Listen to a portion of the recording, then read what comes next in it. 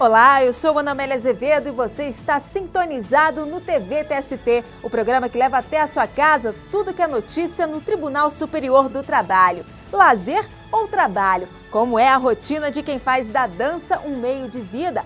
Quer se preparar para o mercado de trabalho? Tire suas dúvidas sobre estágio. Licença maternidade de 180 dias. Saiba quem tem direito ao benefício. Tudo isso e muito mais no TV TST de hoje, que está só começando.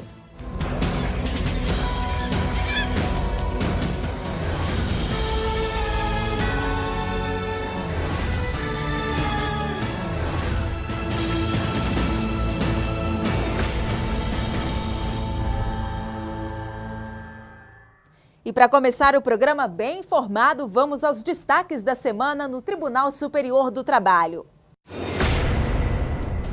Funcionária que acusou uma enfermeira de divulgar resultados de exames médicos teve pedido de indenização negado pelo Tribunal Superior do Trabalho. No processo, a empregada afirma que a enfermeira contou o resultado positivo de um exame de sífilis na frente de outros colegas de trabalho. De acordo com o TST, não existem provas suficientes para exigir a indenização. A rede de supermercados Carrefour vai ter que pagar indenização por danos morais a um ex-funcionário. Ele alega que era obrigado a usar um uniforme com vários logotipos de produtos vendidos pela empresa. Para o TST, o rapaz foi usado como garoto propaganda, sem qualquer compensação financeira. E como houve violação do direito de imagem do funcionário, ele deve ser indenizado. O Tribunal Superior do Trabalho encerra o ano com festa para os colaboradores. Durante o evento, o presidente do TST, ministro João Oreste Dallazen, destacou as conquistas da Justiça do Trabalho em 2012, entre elas o processo judicial eletrônico. E para fechar o dia, um show com os cantores Diego Azevedo e Patrícia Rezende e sorteios de brindes como cestas de Natal, iPhones e iPads. O movimento do corpo transformado em arte, a dança como um meio de vida. Dedicação e muitas horas de treino são as principais exigências da profissão. Mas basta apenas saber dançar para se tornar um dançarino? Veja na reportagem de Cláudia Almeida.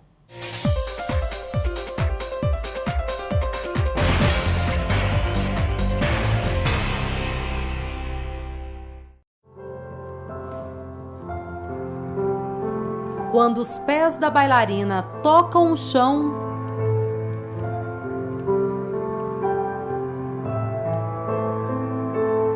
quando as mãos do bailarino envolvem a dama,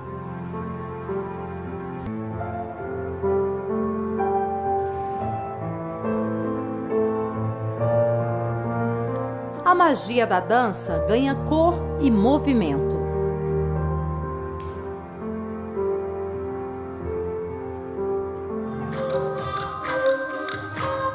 À meia luz, o corpo expressa ritmos suaves, frenéticos. São horas de ensaio com direito a aulas de respiração e alongamento para conseguir a melhor performance. No Brasil, os profissionais que se dedicam ao balé e ao jazz são chamados bailarinos. É a hora que a gente se liberta, a gente se sente livre para expressar o que a gente está fazendo o que gosta, mostrando o quanto a gente ama aquilo, dançar, que é uma das coisas eu acho mais bonitas assim, da vida. É muito bom estar ali dançando, sentindo aquilo. Não tem emoção, não tem coisa melhor do que estar no palco dançando, mostrando aquilo tudo que você aprendeu, o que você gosta, a sua arte. É muito gratificante. Já os profissionais que trabalham com as danças contemporâneas são dançarinos. Como resistir à sedução do bolero?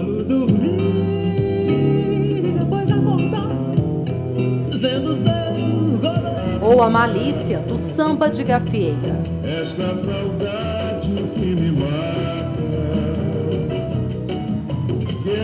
A estimativa é de que no país 300 mil profissionais atuam com a dança de salão. Ritmos soltos que geralmente movimentam quadris e braços e mostram a cara do Brasil mundo afora.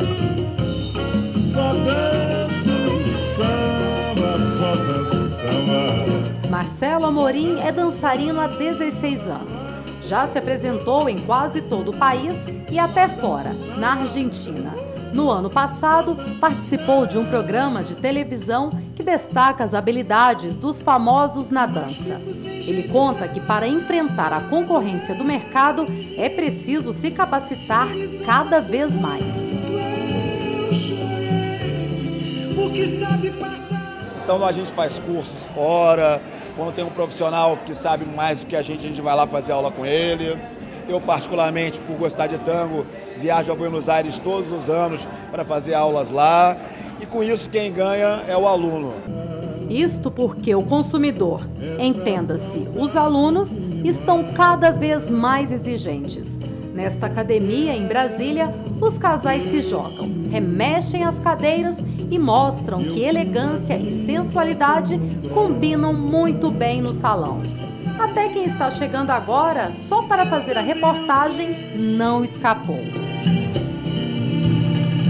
E gira em volta de mim, sussurra que apaga os caminhos. Gente, pela primeira vez, acho que eu até fui bem, né? O mérito é do Marcelo.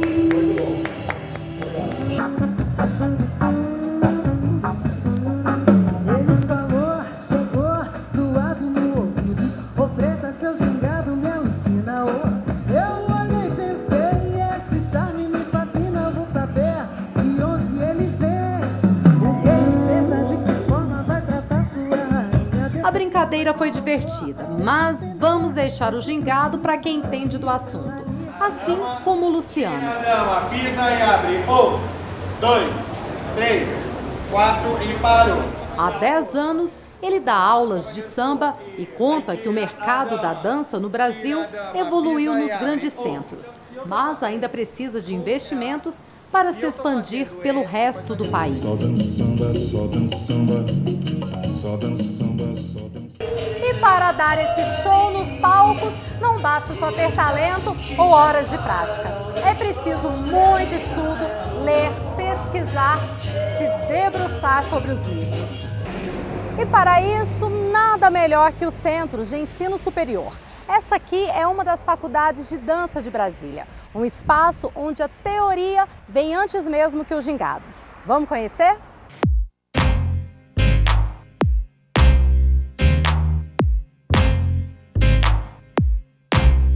Nossa equipe chegou bem no meio de uma aula de metodologia do ensino da dança. Os alunos concentradíssimos para entender um pouco mais sobre a evolução dos ritmos. O curso de licenciatura da dança tem duração de 4 anos, 8 disciplinas por semestre, carga horária de 3.200 horas, metade teoria, metade prática.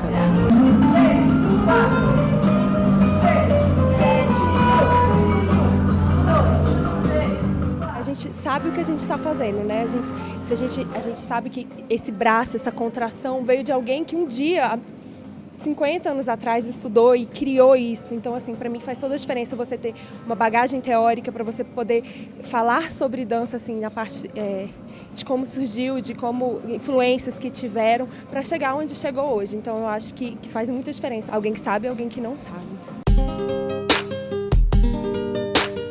De acordo com o Ministério da Educação, o Brasil possui hoje 12 cursos superiores de dança com opções em licenciatura e bacharelado. 7 são de faculdades públicas e 5 de instituições privadas. O mercado de trabalho está crescendo.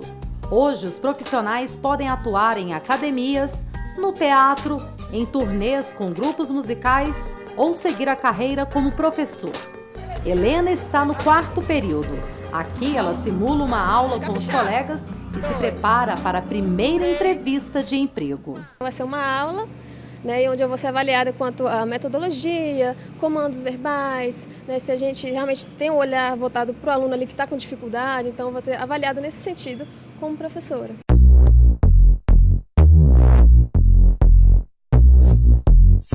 Tudo bem que a metodologia é importante, mas essa aula não podia terminar sem um pouco mais de, digamos, remeleixo. Na roda, eles mostram a liberdade da dança moderna que inspirou o rap e o hip hop.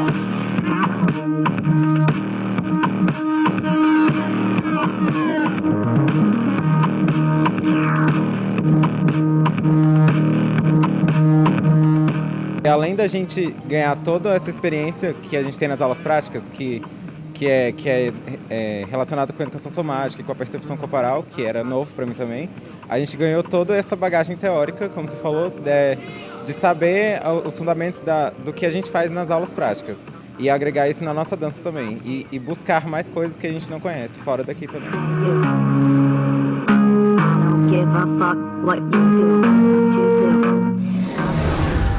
Assim como o dançarino, o coreógrafo também ama a dança. Só que para ele, não basta apenas expressar a arte através do corpo. O desejo agora é de construir grandes obras. A formação desses profissionais também é similar à dos bailarinos, inclusive as leis que regem a profissão.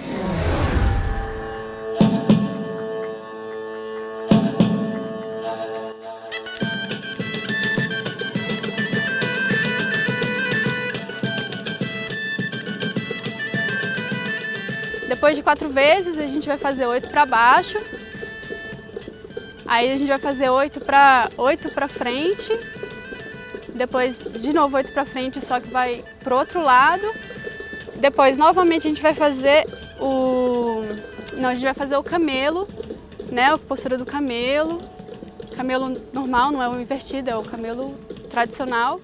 Se você não entendeu alguns desses termos, não se preocupe. Essa é a linguagem dos coreógrafos, profissionais responsáveis por montar e desenvolver performances de dança e teatro.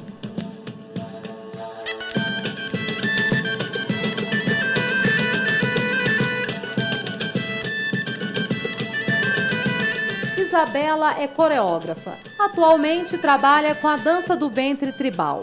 Para criar esses movimentos, ela buscou inspiração longe, lá no Oriente, em meio às culturas árabe e cigana.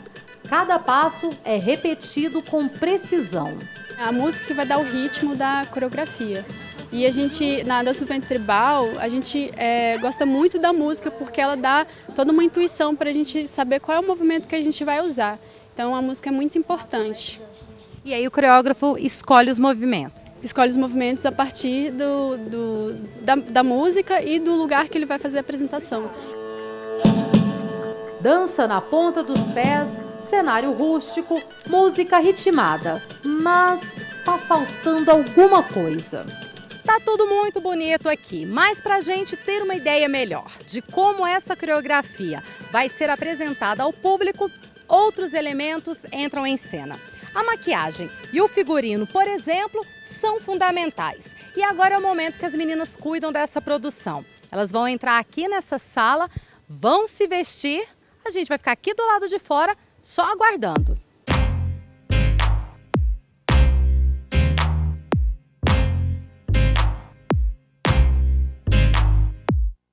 Dançarinas devidamente vestidas, nossa equipe não resistiu. Fomos dar uma espiadinha no camarim. E quando 6 mulheres se juntam para montar figurino, adereços, maquiagem, flores no cabelo. E lá vão elas.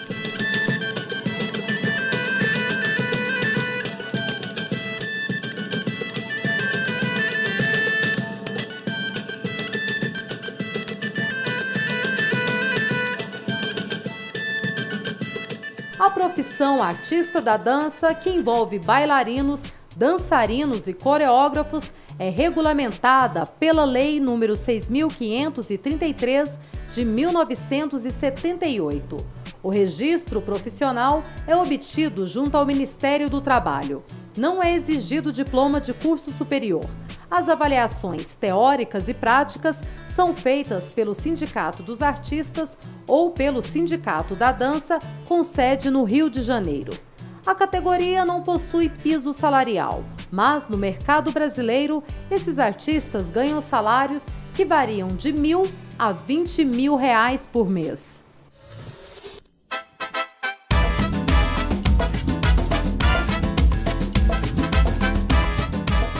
Outros preferem atuar como autônomos e montam os próprios espetáculos. É o caso dessa companhia de dança. O trabalho das coreógrafas começa com a escolha do tema que vai ser exibido no palco. O grupo é o único do mundo a fazer acrobacias em esculturas de bambu. Por isso que a gente diz que nós somos intérpretes criadoras, porque a gente não conhece nenhum coreógrafo que tenha o nosso repertório e as nossas possibilidades corporais. Então, para criar uma coreografia com bambu, a gente começa a pesquisar quais são as possibilidades de movimento que aquele cenário oferece. E a partir disso a gente começa a compor, a juntar o quebra-cabeça de uma peça na outra.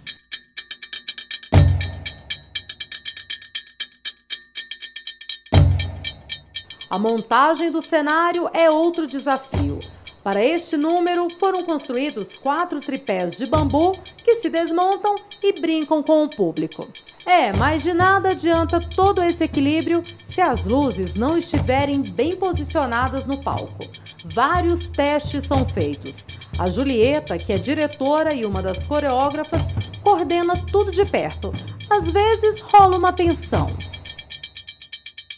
Mas faz parte do show, quer dizer, do ensaio. E olha que ainda tem muito trabalho pela frente. É um trabalho árduo, um trabalho que eu falo de chinês. Trabalho de coreografia é trabalho chinês, porque você tem que juntar pecinha por pecinha com muita paciência. Às vezes não dá certo, você tem que jogar fora a cena inteira e não ter apego para aquilo. É bem interessante, bem intenso, assim, né? Cada movimento das dançarinas foi pensado antes por ela. Isso sem contar o som, o brilho das roupas. O trabalho dos coreógrafos é assim, um grande quebra-cabeça que aos poucos vai ganhando vida própria.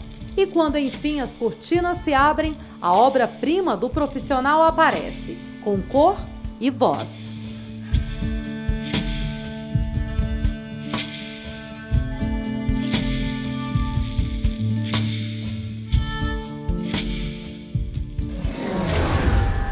De qualquer parte do país, você pode entrar em contato e tirar as dúvidas sobre a Justiça do Trabalho. O lugar é aqui. O Walter Souza, de Brasília, quer saber mais sobre estágio.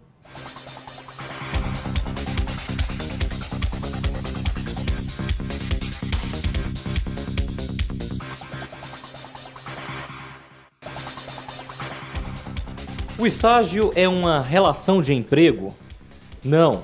O estágio não caracteriza vínculo de emprego de qualquer natureza, desde que observados os requisitos legais, não sendo devidos em cargos sociais, trabalhistas e previdenciários. O estágio ele não cria vínculo empregatício, mas desde que respeitados os critérios do artigo 3º da Lei do Estágio. Quais são esses critérios?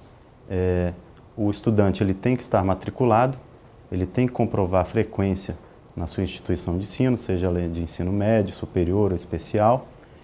Ele precisa haver um contrato, um termo de compromisso celebrado entre o estudante, o concedente do estágio e a instituição de ensino, delimitando as atividades que serão feitas pelo estagiário, pelo estudante. E outro requisito seria o respeito dessas atividades delimitadas no termo de compromisso com relação às suas reais atividades. O estagiário pode receber os mesmos benefícios trabalhistas que o funcionário. O estagiário não tem direito aos benefícios assegurados aos demais empregados da empresa, como alimentação, transporte, etc. No entanto, por liberalidade, a empresa pode conceder tais benefícios aos estagiários. O estágio não necessariamente é remunerado. Quando ele é remunerado, o estagiário recebe uma bolsa estágio. Ou seja, ele não detém os mesmos direitos, benefícios que os empregados de uma empresa, tais como auxílio alimentação, auxílio transporte. Agora, se a empresa decidir conceder tais benefícios ao estagiário, ela pode conceder por mera liberalidade. Nos dias de prova, a jornada de trabalho pode ser reduzida. Sim, nos períodos de avaliação, a carga horária do estagiário será reduzida à metade. Nesse caso, a instituição de ensino deverá comunicar à parte concedente do estágio, no início do período letivo, as datas de realização de avaliações escolares ou acadêmicas. De acordo com o artigo 10, parágrafo 2º da Lei de Estágio, O estagiário, quando estiver sendo avaliado em sua instituição de ensino, deve ter sua carga horária diminuída em pelo menos a metade da habitual. Faça como o Walter e mande a sua dúvida para nós. O caminho é o e-mail tv@tst.jus.br. No próximo bloco tem julgamento no TST. Não perca! Em 1 minuto. Até já!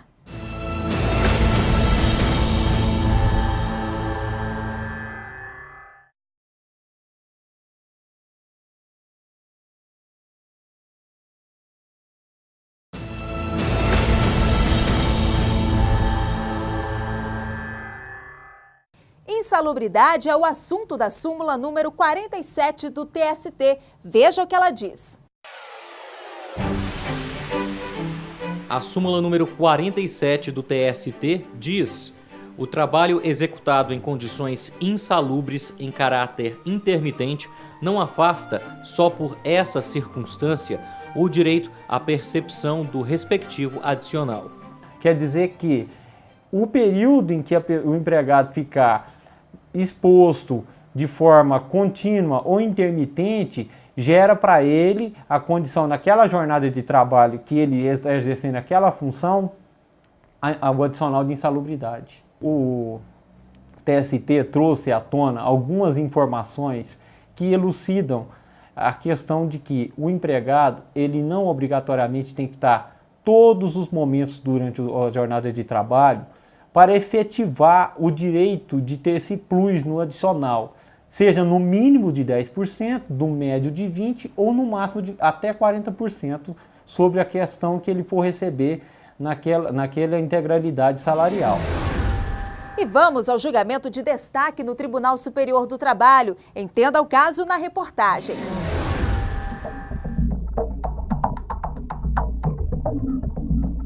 Um empregado do município de Mogi Guaçu, no estado de São Paulo, pedia na justiça o direito de receber horas extras decorrente da escala 12/36, alegando que haveria apenas uma lei estipulando a carga horária e não um acordo coletivo ou convenção. Mas a seção 1 de dissídios individuais do Tribunal Superior do Trabalho não aceitou o recurso do trabalhador e aplicou a súmula 444. A súmula número 444, editada na segunda semana do TST, reconhece a validade da jornada 12/36, desde que prevista em lei ou ajustada mediante acordo coletivo e assegurada a remuneração em dobro dos feriados trabalhados. O Tribunal Regional e a 8ª Turma do TST já tinham afastado o pedido de horas extras, concluindo a validade da jornada trabalhada nos termos da lei municipal. O relator do caso, o ministro Aloysio Correia da Veiga, negou o pedido. Ao votar depois de um pedido de vista, o presidente ministro João Oreste Dallazen não reconheceu a reclamação e aplicou a súmula. Voto seguido pelo relator, que modificou o entendimento depois da segunda semana do TST. Este advogado explica que a súmula aplicada deu um entendimento maior ao regime 12/36, por ser editada por uma lei. Daqui para frente, todos os entes públicos que estão restritos ao princípio da legalidade poderão estipular jornadas 12/36 mediante edição de lei. Veja agora como foi a decisão dos ministros do TST. Relator excelentíssimo senhor ministro Aloysio Correia da Veiga, embargo sem recurso de revista 301.700 de 2006. Embargante Antônio Eduardo Franco de Lima, embargado município de Mogi Guaçu. O julgamento desse processo foi suspenso em virtude de vista regimental concedida ao excelentíssimo senhor ministro João Oreste Dallazen. Após os excelentíssimos senhores ministros Aloysio Correia da Veiga, Antônio José de Barros Levenhagen, Ives Gandra Martins Filho, Brito Pereira, Maria Cristina Peduzzi, Renato Lacerda Paiva e Vieira de Melo Filho terem votado no sentido de conhecer dos embargos por divergência jurisprudencial e no mérito negar-lhe provimento. E os excelentíssimos senhores ministros Horácio Sena Pires, Lélio Bentes Correia, Augusto César de Carvalho, José Roberto Pimenta, Delaide Miranda Arantes e o excelentíssimo senhor desembargador Sebastião de Oliveira terem votado no sentido de conhecer dos embargos por divergência jurisprudencial e, no mérito, dar-lhes provimento para determinar o pagamento das horas excedente da 8ª. Não participam do julgamento os excelentíssimos senhores ministros Alberto Bresciani, Dora Maria da Costa. Senhores ministros, na espécie, o Egrégio Tribunal Regional do Trabalho da 15ª Região manteve a declaração de improcedência do pedido de diferenças de horas extras por reputar válida a instituição, mediante lei municipal, do regime de trabalho em escala de 12/36. A Igreja 8ª Turma não conheceu do recurso de revista interposto pelo reclamante no particular e, por isso, em consequência, manteve o acórdão regional.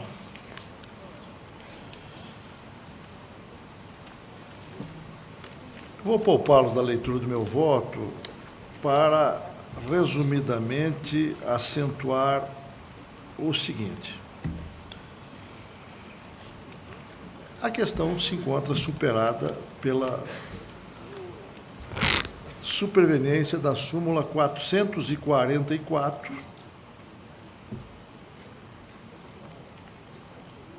de 25 de setembro de 2012,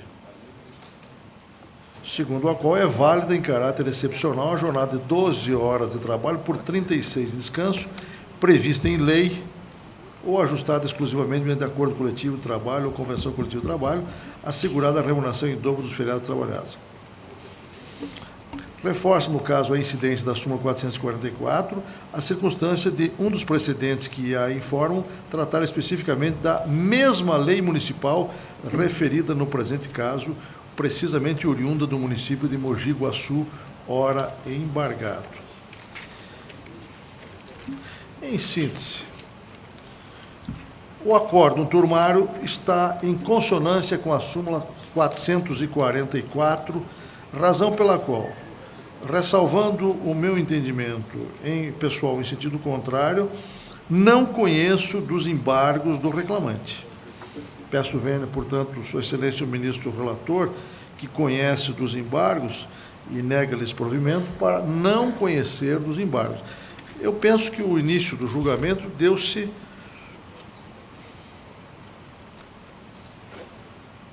já se deu sob a égide da nova súmula.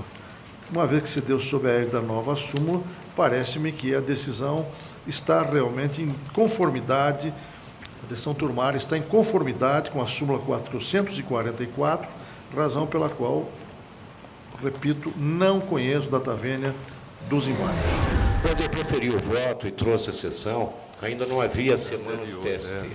Discutia se lei municipal poderia ser naturalmente substitutiva até do acordo coletivo, porque vigia, na ocasião, o entendimento que apenas por acordo ou convenção coletiva se adotava a questão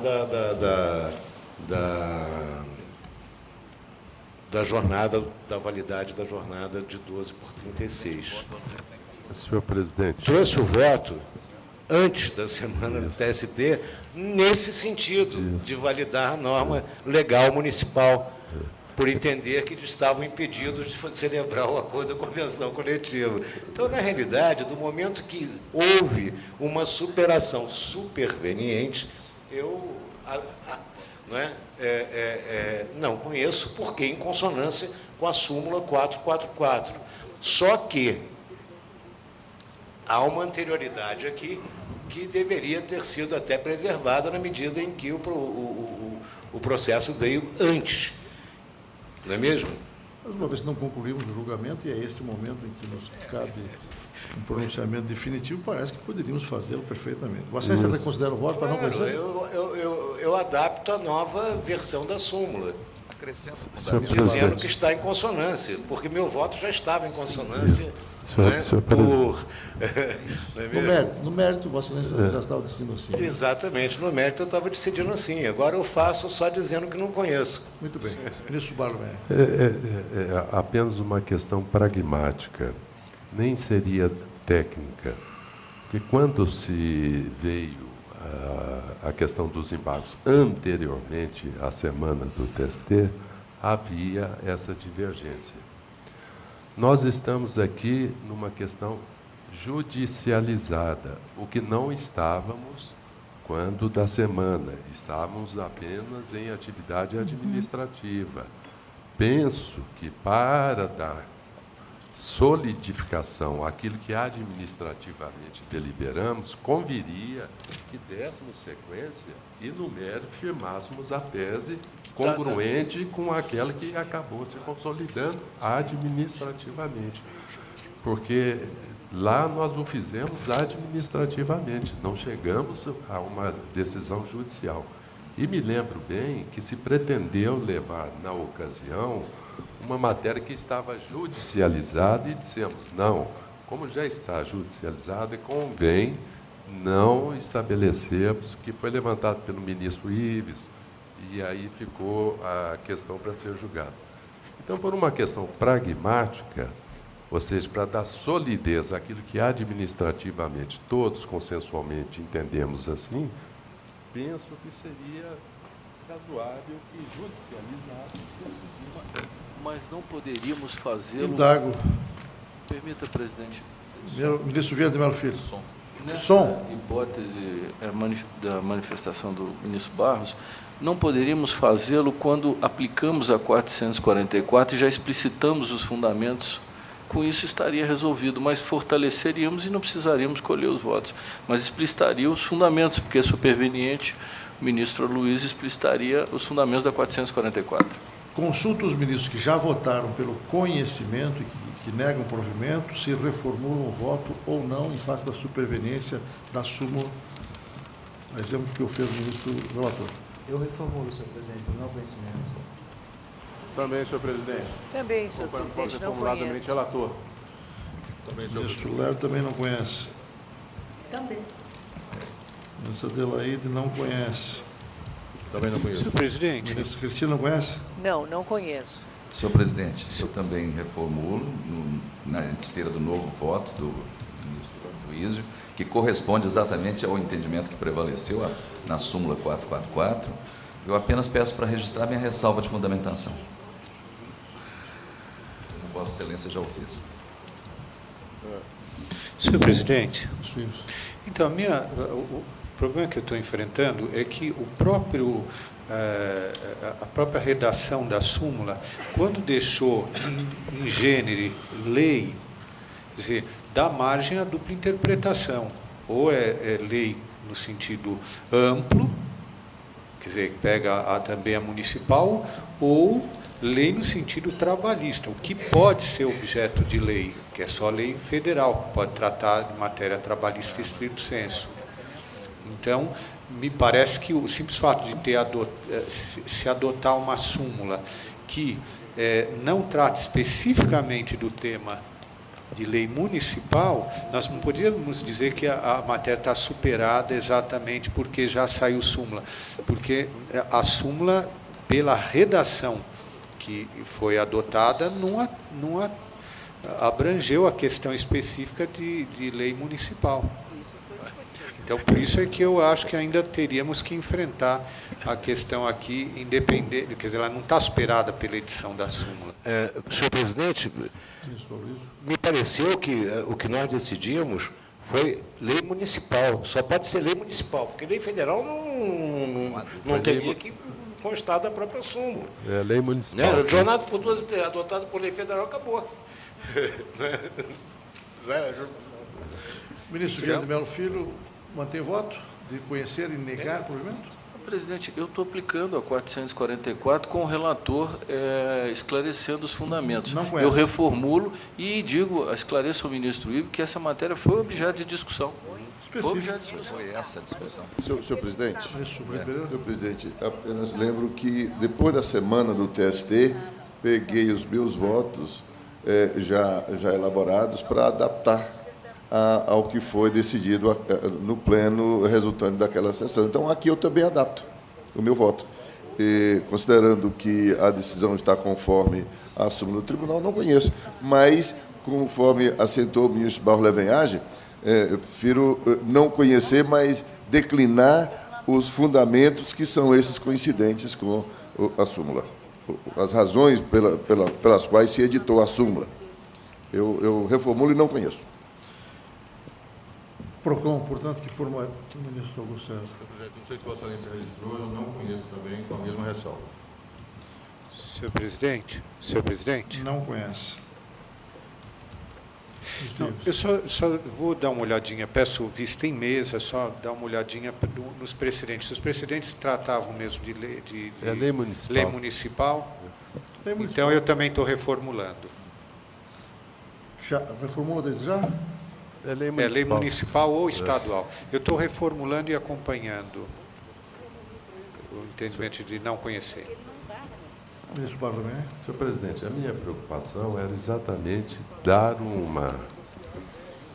viés jurisdicional, porque lá estávamos em atividade administrativa. E Sua Excelência, quando elaborou o voto, não tínhamos essa uniformização de jurisprudência.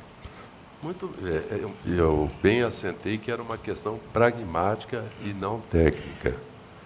Mas, se Sua Excelência mantiver essa emenda e concluir que, nesse sentido, acabou se orientando a jurisprudência por meio da súmula 444 e não conhecer, ótimo. Me perdoe. É verdade, para a tranquilidade de todos, é claro que o meu voto constará que eu estou me adaptando, quer dizer, em consonância com a nova redação trazida pela súmula 444, a orientação, mas é verdade, o corpo do meu voto é no sentido que já era. Isso. A ideia seria sugerir a manutenção do seu voto, que está perfeito, e dizer que essa fundamentação acabou sendo consagrada. Superando e aí não conhece. A divergência jurisprudencial que daria asa ao conhecimento.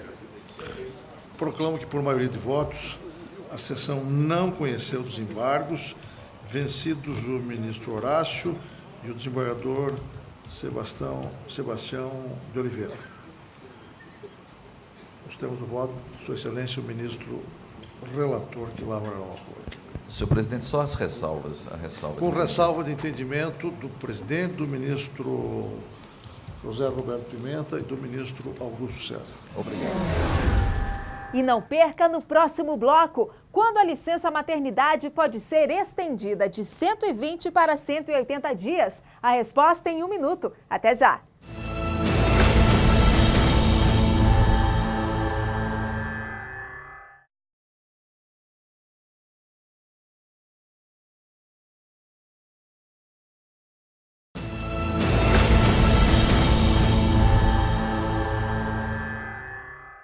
Nossa equipe foi às ruas tirar as dúvidas da população. Veja a pergunta da administradora Maria José.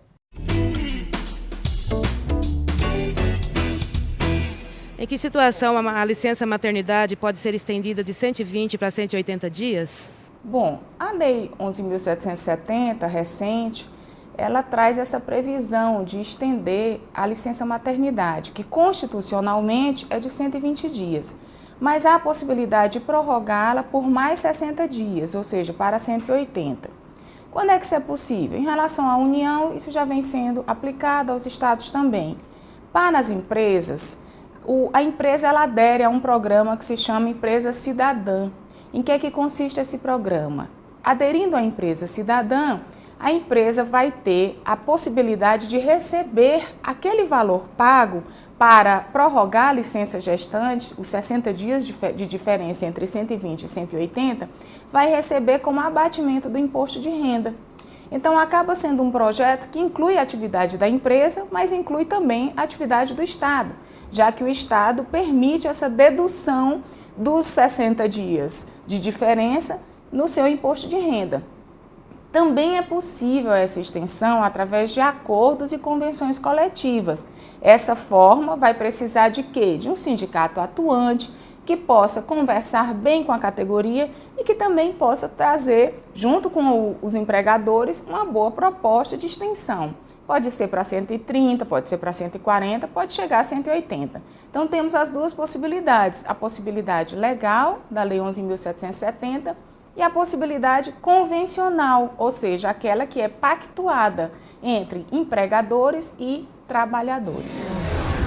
O uso das redes sociais no trabalho, um tema recente que tem afetado profundamente o direito trabalhista. Questões como invasão de privacidade, liberdade de expressão, intimidade, têm chegado cada vez com mais frequência à justiça. E esse é o tema da nossa entrevista de hoje.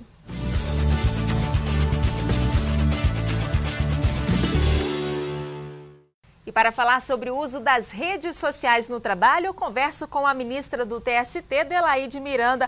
Olá, ministra, muito bem-vinda ao TV TST. Olá, Ana.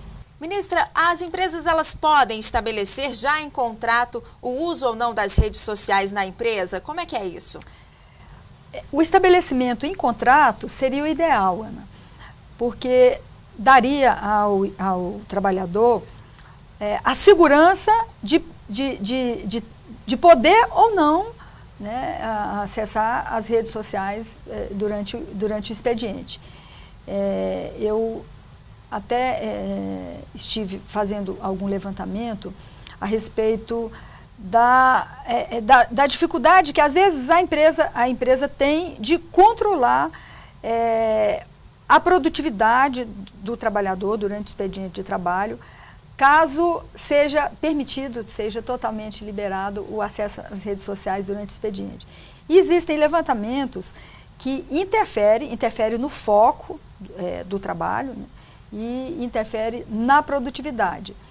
Existem levantamentos, inclusive, do montante do prejuízo financeiro que causaria a inteira liberação do acesso às redes sociais durante o expediente de trabalho.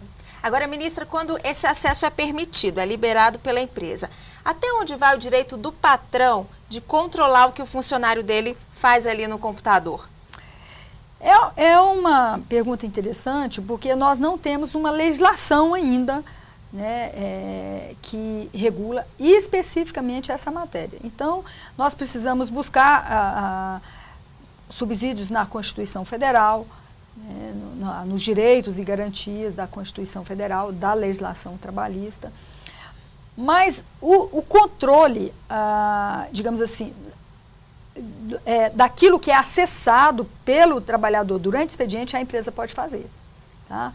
Agora, o controle de mensagens particulares, em e-mails particulares, digamos assim, no Facebook, que não é corporativo, que não é profissional, causa bastante polêmica a respeito da legitimidade da interferência, né? Mas o controle do acesso, a empresa pode fazer. Isso é permitido fazer dentro do poder disciplinar, né, do poder disciplinar que o empregador tem sobre o trabalhador.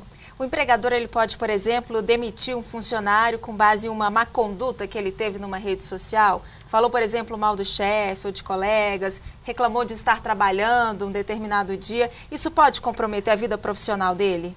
Pode levar, inclusive, a uma justa causa, né? Porque nós temos tipificado no artigo 482 da CLT as razões para a justa causa, e essa pode vir a ser uma justa causa. Nós temos um caso aqui no Tribunal Superior do Trabalho, porque aqui no Tribunal Superior do Trabalho não são ainda muitos os casos a respeito desse tema, porque é um tema relativamente novo. Mas temos alguns, e dentre esses, uma trabalhadora de um pet shop, que foi julgada, inclusive, o ministro Emanuel Pereira, foi o relator. Ela postou no Facebook que não gostava dos cachorros, que ela fazia tosa, né, e que ela maltratava os animais. E isso trouxe um prejuízo para os proprietários do pet shop e trouxe uma insegurança muito grande para as pessoas que já tinham levado os animais lá para serem cuidados, né? Ela foi condenada a pagar a indenização de danos morais, foi despedida por justa causa, porque aí a penalidade que o trabalhador pode vir a receber depende da gravidade, né? Da comprovação da gravidade. Ele pode estar sujeito a uma advertência, a uma suspensão e, eventualmente, inclusive, a uma justa causa. O que o trabalhador precisa observar é que, na hipótese de ser liberado o acesso às redes sociais durante o expediente, é preciso observar ética, né, disciplina, seriedade, da mesma forma que você estivesse lidando com uma outra questão atinente ao trabalho, né? Porque o expediente de trabalho, o trabalhador recebe a contraprestação pecuniária e os benefícios trabalhistas, sociais para aquela prestação de serviço. E naquele tempo ele precisa realmente dedicar ao trabalho. Eu costumo dizer, deve dedicar de coração, né? Além da obrigatoriedade que o contrato traz, deve dedicar de coração. E essa dedicação e essa seriedade precisa estar presente também quando o assunto é acesso a redes sociais. E aí não é admitido que ele difame, né, ou que ele faça qualquer comentário, ou entrando também na seara da concorrência, não informar dados ou elementos, qualquer que seja, que possa prejudicar, do ponto de vista econômico, a empresa para a qual ele trabalha. Agora, de que forma a empresa ou o empregador pode controlar o que o funcionário publica na rede sem que aquilo caracterize uma invasão de privacidade? Essa é uma discussão que ainda não tem uma resposta, digamos assim, pronta, com muita segurança, né?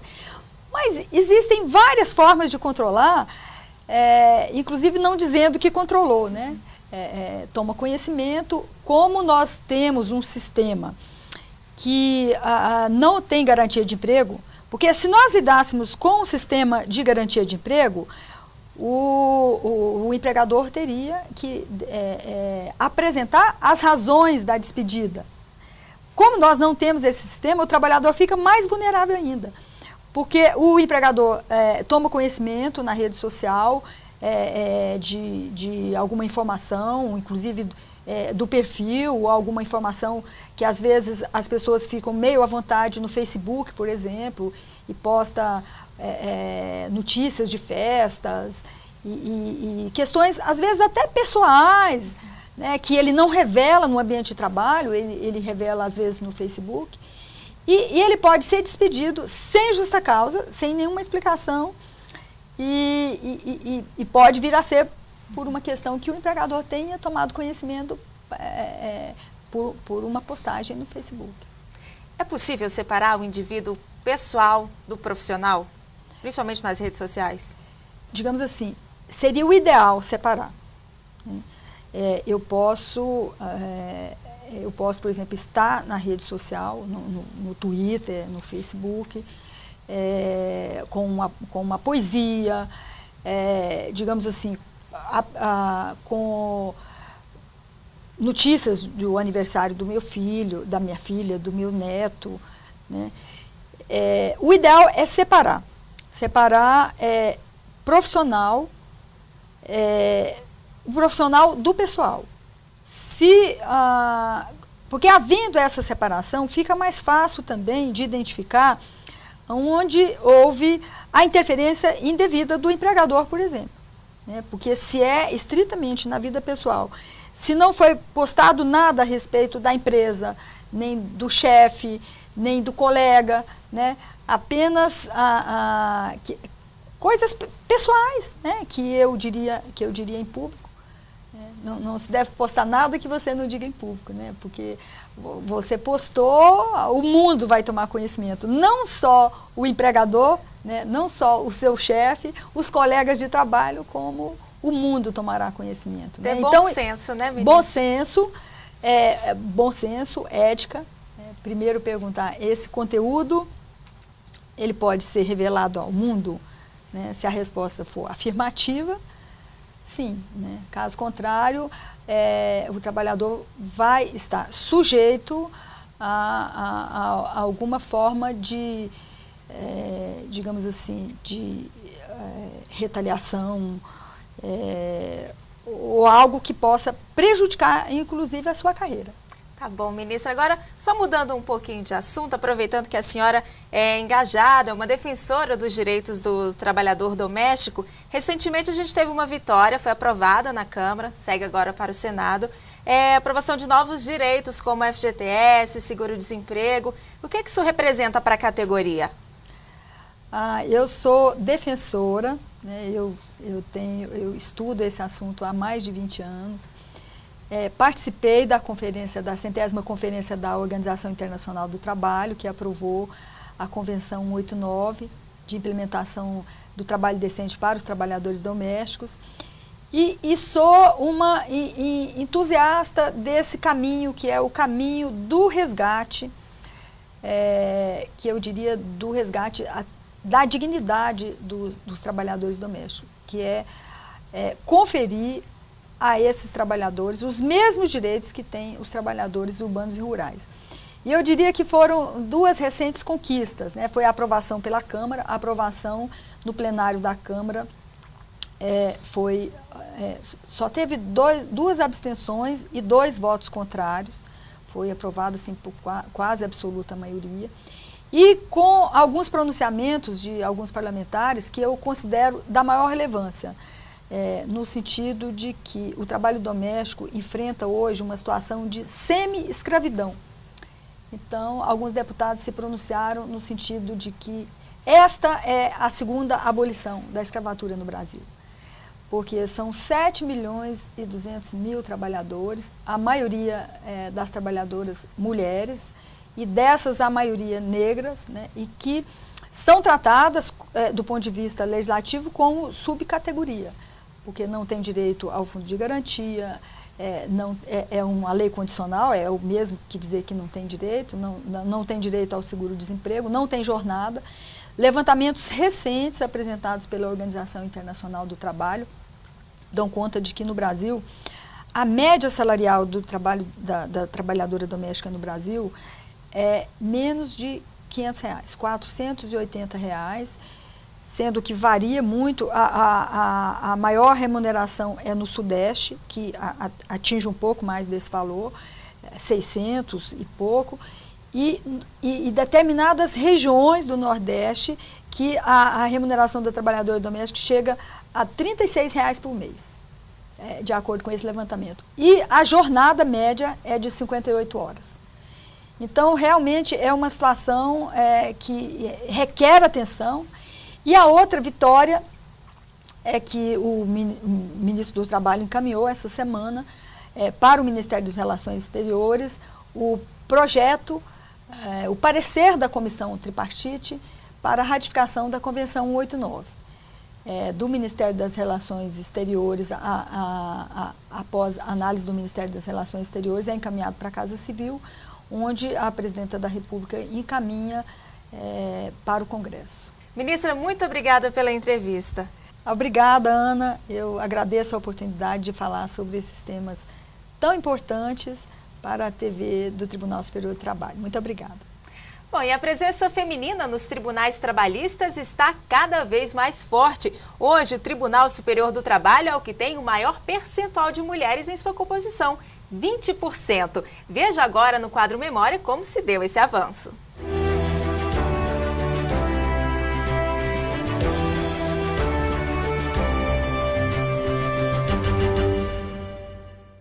Em 1990, Cineia Cimini Moreira de Oliveira assume como ministra no Tribunal Superior do Trabalho.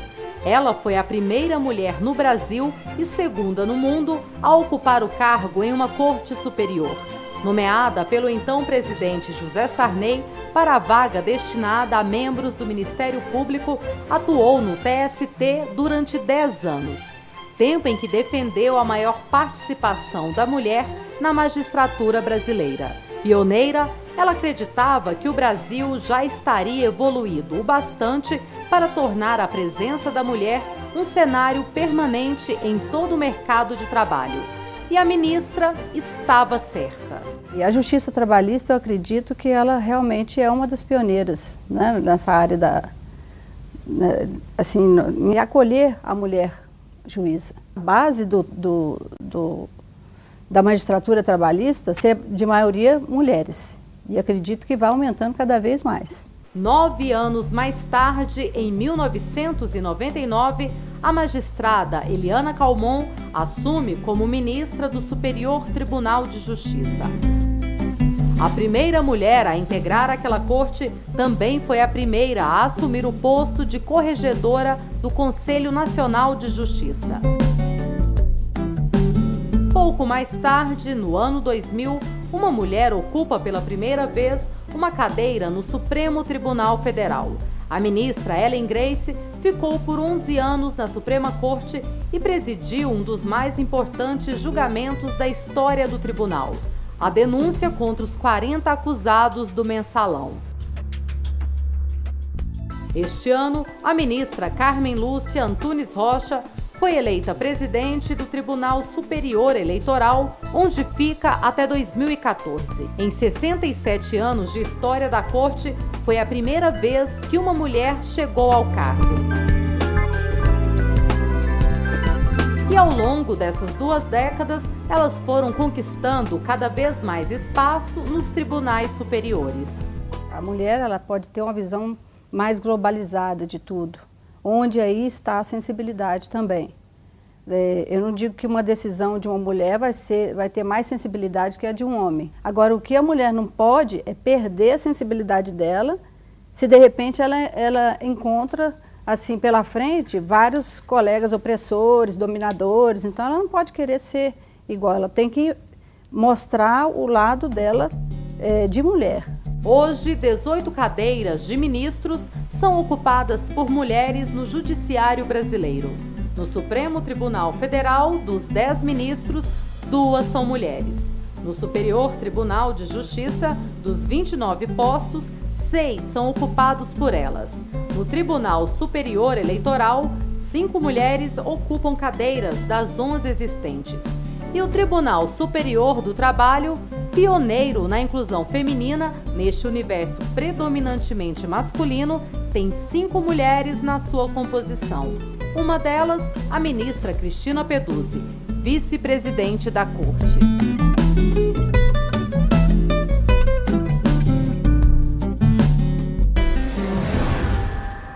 O TV TST termina aqui, mas você pode continuar ligado nas notícias do Tribunal Superior do Trabalho pelo Twitter, Facebook, YouTube e em tempo real pelo site tst.jus.br. Na semana que vem tem mais TV TST e eu espero você. Até lá!